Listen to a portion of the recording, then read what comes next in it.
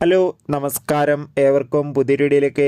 അങ്ങനെ കാത്തിരിപ്പിനൊടുവിൽ ഇന്ത്യൻ 2 എന്ന ചിത്രത്തിൻ്റെ ആദ്യ ഷോ കഴിഞ്ഞ ചിത്രത്തിൻ്റെ ആദ്യ പബ്ലിക് റെസ്പോൺസ് ഒക്കെ പുറത്തുവന്നുകൊണ്ടിരിക്കുകയാണ്. ആ ഒരു അപ്ഡേഷനാണ് ഇന്നൊരു വീഡിയോ ഭാഗത്ത്. വീഡിയോയിലേക്ക് വരുമ്പോൾ വീഡിയോ ലൈക്ക് ചെയ്യുക, ചാനൽ സബ്സ്ക്രൈബ് ചെയ്യാൻ വേണ്ടി ശ്രമിക്കുക.